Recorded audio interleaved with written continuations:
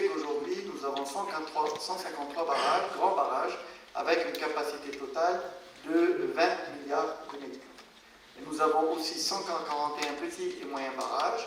Nous avons aujourd'hui 15 stations de dessalement opérationnelles, avec une capacité de 192 millions de mètres cubes. Alors, dans le cadre des cycles de conférences organisées par l'Institut à l'occasion du 75e anniversaire, aujourd'hui, nous traitons un sujet important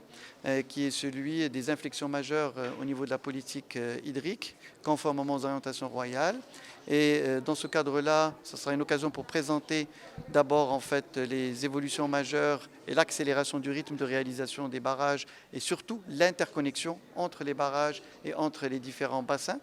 Deuxième chose, c'est tout ce qui a trait aux ressources non conventionnelles, notamment en fait le grand programme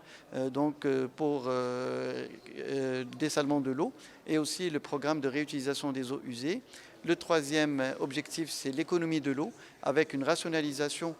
je dirais, donc, de cette utilisation, que ce soit au niveau de l'agriculture, que ce soit au niveau des secteurs d'activité tels que l'industrie, le tourisme et l'administration, et que ce soit aussi au niveau des citoyens. Et enfin,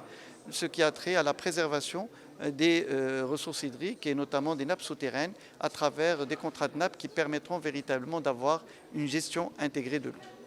Je tiens à réitérer mes remerciements à Monsieur le ministre des Albalaka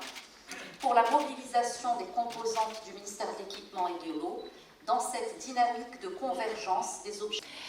Donc la conférence d'aujourd'hui s'inscrit dans le cadre de la série ou du cycle de conférences ministérielles annoncées par Monsieur le chef de gouvernement,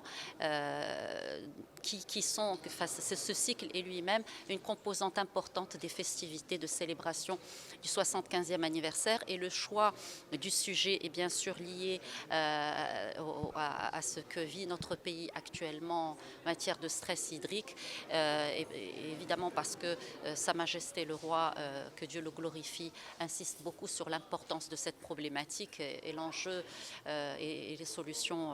à prendre pour l'affronter. Pour nos étudiants en particulier, le fait de travailler sur la problématique de l'eau s'inscrit dans le cadre du travail de recherche, c'est ce qu'on appelle le travail de recherche collectif. Chaque année, il y a un sujet particulier qui est en lien avec une problématique d'actualité, qui est pris en charge par les étudiants pour que notre école conforte son rôle de plateforme de réflexion par rapport à l'action publique et par rapport aux politiques publiques. C'est qu'aujourd'hui, nous avons, par exemple, l'année 2018-2019, nous avions comme apport 6 milliards de mètres cubes. 3 milliards de mètres cubes ont été donnés à l'agriculture et 853 millions de mètres cubes ont été donnés à l'eau potable. Ce qui veut dire qu'on était dans un rapport